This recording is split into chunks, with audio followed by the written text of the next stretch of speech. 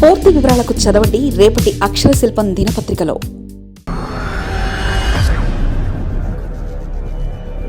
ఆలయాల సందర్శనపై రాజకీయంగా చర్చ. పవన్కు డిప్యూటీ సీఎం పదవి అవసరమా?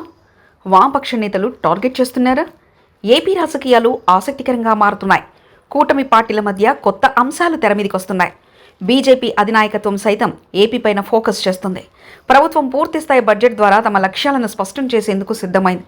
ఈ నెల 24 నుంచి అసెంబ్లీ సమావేశాలు ప్రారంభం కానున్నాయి.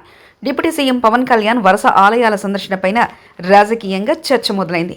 పవన్కు డిప్యూటీ సీఎం పదవి అవసరమా అంటూ వామపక్ష నేతలు టార్గెట్ చేస్తున్నారు. డిప్యూటీ సీఎం పవన్ తమిళనాడు, కేరళ రాష్ట్రాల్లో ప్రముఖ ఆలయాలను సందర్శించారు. తన కుమారుడితో సహా ఈ ఆలయాలను దర్శించుకున్నారు. ఈ పర్యటనపైన రాజకీయంగా భిన్నాభిప్రాయాలు వ్యక్తమయ్యాయి. కాగా తాను 4.5 ఏళ్ల నుంచి ఈ ఆలయాల సందర్శనకు వచ్చే ప్రయత్నం చేస్తున్నానని, తన పర్యటన పూర్తిగా వ్యక్తిగతమేనని పవన్ స్పష్టం చేశారు. కాగా ఇప్పుడు పవన్ వరుసగా ఆలయాల సందర్శనపైన రాజకీయ విమర్శలు మొదలయ్యాయి. తాజాగా ఇదే అంశంపైన సిపిఐ రాష్ట్ర కార్యదర్శి రామకృష్ణ కీలక వ్యాఖ్యలు చేశారు. పరిపాలన వదిలేసి గుళ్ళు గోపురాలంటూ తిరుగుతున్న డిప్యూటీ సీఎం పవన్ కళ్యాణ్కు దేవాదాయ శాఖ ఇస్తే బెటర్ అని రామకృష్ణ ఎద్దేవా చేశారు. ప్రశ్నించడానికి పుట్టానని చెప్తున్న పవన్ కాసాయ గుడ్డలు వేసుకొని గుళ్ళు గోపురాల చుట్టూ తిరుగుతున్నారని వ్యాఖ్యానించారు.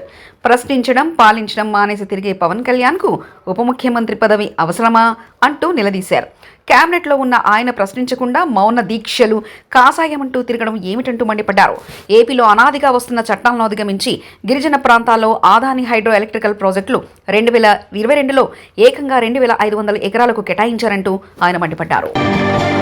మరిన్ని కథనాల కోసం సబ్స్క్రైబ్ చేసుకోండి మీ అక్షర శిల్పం. పూర్తి వివరాలకు చదవండి రేపటి అక్షర శిల్పం దినపత్రికలో.